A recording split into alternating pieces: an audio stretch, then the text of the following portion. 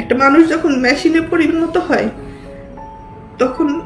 এদিকে জাতীয় চলচ্চিত্র পুরস্কার প্রাপ্ত নায়িকা সাদিকা পারভীন পপি ক্যারিয়ারে দর্শকদের উপহার দিয়েছেন অনেক সুপারহিট সিনেমা, পেয়েছেন কোটি ভক্তের ভালোবাসাও। দর্শকপ্রিয় নায়িকা দীর্ঘ সময় অন্তরালে ছিলেন। অজানা কারণে হঠাৎ করে নিজেকে আড়াল করে নেন এই অভিনেত্রী। প্রথম দিকে পপির অনুপস্থিতিকে স্বাভাবিক মনে করেছিলেন চলচ্চিত্র সংশ্লিষ্টরা, কিন্তু সময় যতই এগোতে থাকে ততই তাকে ঘিরে ধোঁয়াশা তৈরি হয়। তবে নায়িকার আড়ালে যাওয়ার রহস্য খুঁজতে বেরিয়ে আসে তার গোপন সংসার ও সন্তান জন্মের খবর। বিয়ে করে এখন পুরোদস্ত সংসারী পপি। তবে সম্প্রতি পপির বিরুদ্ধে জমি দখলের চেষ্টার অভিযোগ উঠেছে। এ নিয়ে তার বিরুদ্ধে থানা জিডি করেছেন নায়িকার বোন ফিরোজা পারভীন।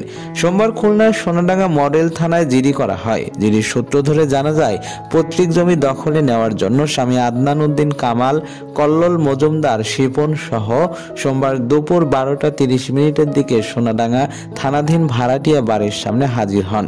এ সময় বাধা দিলে এক পর্যায়ে ফিরোজা পারভীন সহ সবাইকে হুমকি দেন পপি ও তার স্বামী। যদিও অনেকদিন ধরে আড়ালে ছিলেন পপি, এর আগে আড়াল থেকেই মুখ খুলেছিলেন, তবে এবার এলেন ক্যামেরার সামনে।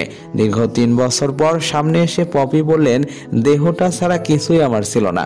তবে হঠাৎ আলোচনায় উঠে আসার পরই তাকে নিয়ে কথা বলা শুরু করেছে ইন্ডাস্ট্রির সহকর্মীরা। উল্লেখ্য, নায়িকা পপির ঢালিউডে অভিষেক হয়েছিল কুলি সিনেমার মাধ্যমে। এতে তার বিপরীতে ছিলেন চিত্রনায়ক ওমর সানি। এবার এই সহকর্মীকে নিয়ে কথা বলেছেন এই অভিনেতা। শুক্রবার সোশ্যাল মিডিয়া ফেসবুক ভেরিফাইড প্রোফাইলে পপির একটি ছবি পোস্ট করেন ওমর সানি। তাতে ক্যাপশনে তিনি লিখেছেন, তোর প্রতি অনেক শ্রদ্ধা সম্মান, যোগাযোগ রাখিস না সেটা অন্য কথা, কিন্তু আমাদের দোয়া তোর জন্য মাটি থেকে আকাশ অবধি, আল্লাহ তোকে ভালো রাখুক। প্রসঙ্গত 1997 সালে সোহানুর রহমান সোহান পরিচালিত আমার ঘর আমার বেহেশত সিনেমাতে অভিনয়ের মধ্য দিয়ে চলচ্চিত্রে পা রাখেন তিনি। কিন্তু তার প্রথম মুক্তিপ্রাপ্ত চলচ্চিত্র কুলি, এই চলচ্চিত্রে তার বিপরীতে অভিনয় করেন ওমর সানি। সিনেমাটি সে সময় 7 কোটি টাকা ব্যবসা করে। এরপর আর পেছনে ফিরে তাকাতে হয়নি তাকে।